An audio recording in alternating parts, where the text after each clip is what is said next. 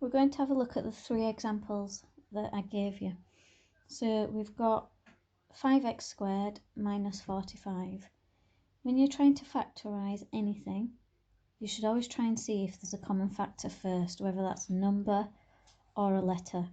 Hopefully we can see these two numbers have a factor of 5. So if I take a 5 out, I'm left with x squared minus 9 in the brackets. Now if I concentrate on just the bracket, it should look fairly familiar to you. These are both square numbers. So it's the difference of two squares. Now we know the square root of 9 is positive 3 and negative 3. So we've managed to factorise that first one. Now the next one we're going to look at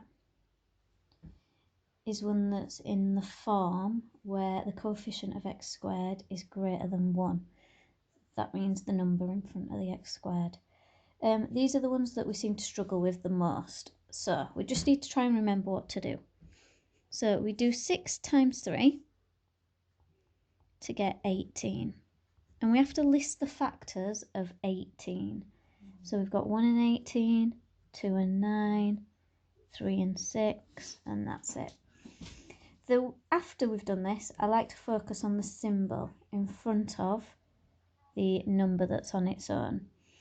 And because that's a negative, it's telling you that inside the two brackets, we would have a positive and we would have a negative. So I need to look at these pairs and decide which pair will take away to give me positive 17. And that will be the 1 and 18.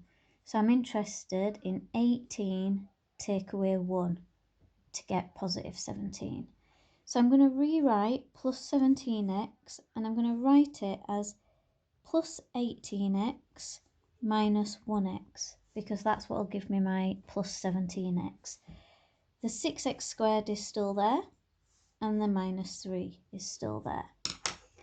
Then I try to look at the first two terms and I'm going to try and factorise just those terms. So if I look in these, I can see they both have a common factor of 6x. So that means I can write down the bracket. 6x times x is going to give me 6x squared. 6x times positive 3 is going to give me 18x. Now, that bracket, whatever you've wrote inside the bracket, we write again here. Okay, and now we look at positive x plus 3.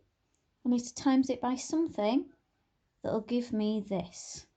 So the only way I'm going to get a minus 1x is to times x by minus 1.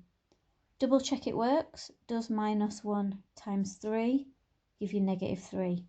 Yes, it does. So that means we've done it right.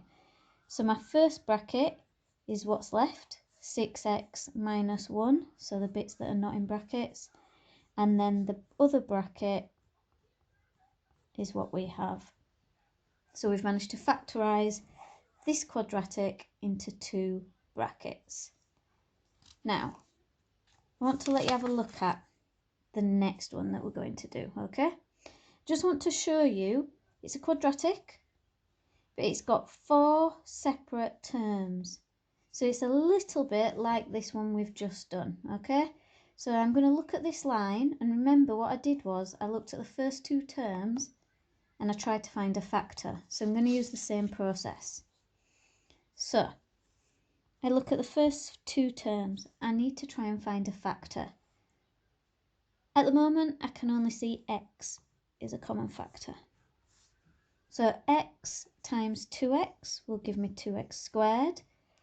And then x times positive y will give me xy. As I did last time, whatever's in this bracket, I write again here. Okay? And now I look, what do I times 2x by to get negative 2x? And that's going to be a negative 1. Double check it works. Does negative 1 times y give you negative y? Yes, it does. So that means you've done it right.